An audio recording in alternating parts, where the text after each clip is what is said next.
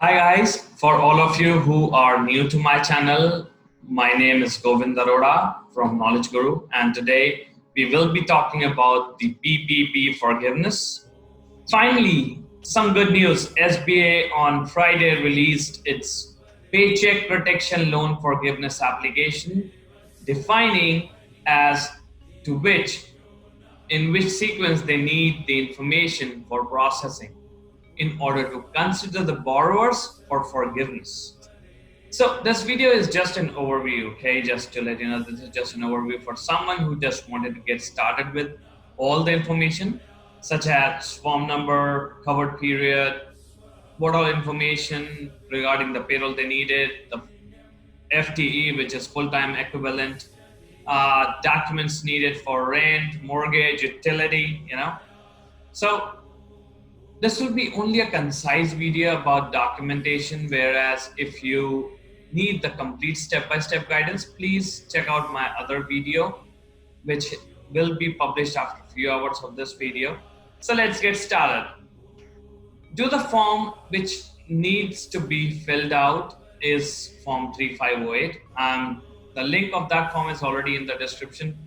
Before we get started, I would say that there are some important terminologies that you should know about, such as they have used terminology which is covered period. So covered period is basically nothing. It is the period of those 8 weeks since the loan is being funded. So that's one important thing. Now, this form has complete information as to how you need to fill out this application. Whereas today I will be just focusing on page 10 of that form. The form is of 11 pages, and today on the page 10 they have mentioned all the documents. So let's get started on the documentation front.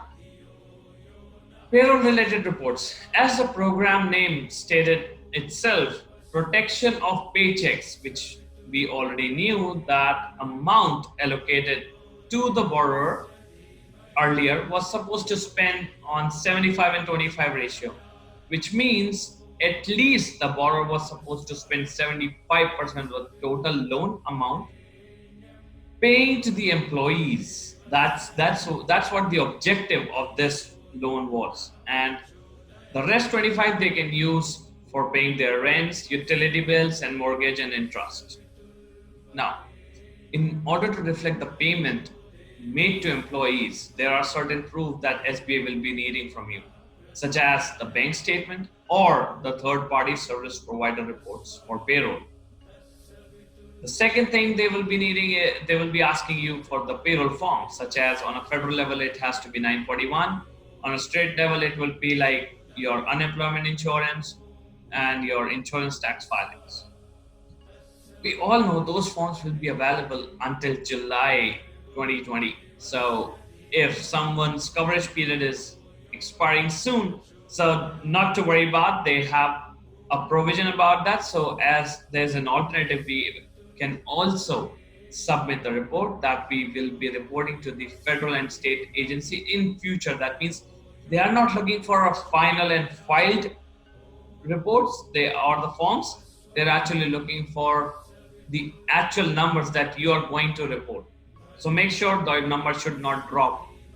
Like, they are giving you this liberty, that doesn't mean that you have to fake numbers or you can just give any other number that you wanted. No, that's not the thing. The third and last thing in terms of payroll reports they need is, if you are an employer and you are giving the health insurance benefits to your employees for retirement, for health insurance, so that are the ones that are also included in this forgiveness loan. So if you are paying them, please include the receipts or the invoices from them, from the health insurance carrier or for the IRA, so that you can include it in this. The another factor which is very important in this calculation is FTE, which is full-time equivalent. So I got to thinking when I was even reading this form and instructions, so what is the relevance of this FTE? So I come up with the conclusion that the relevance of FTE is basically to see through if the employer has reduced the working hours of an employee or not. So that might be the issue, because like we were hearing all around that you have to maintain your headcounts on the employees, you have to maintain the gross wages. So they just want to see that you are not reducing the number of hours of the employees, right? So in order to check that, that's why they have this FTE in place. Okay, it's nothing you have to worry about if you have done everything correctly. So the FTE is just to measure the number of hours of the employees if they have. Then if you have reduced the hours, then the SBA will automatically reduce the forgiveness in the same proportion. So I will be discussing this about in detail in the step-by-step guide, where I will be walking through about how you can calculate your forgiveness amount. Let's come down to the non-payroll documentations, such as your lease, your utility payments, and your mortgage for interest.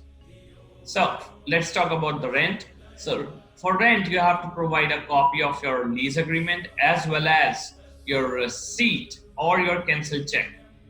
Okay, so that the SBA can verify that you've actually made the payment. Most importantly, that you should have made those payments during the covered period, which is nothing, the 8 weeks period. That's right, you got it. So 8 weeks period is also known as covered period, so you need that.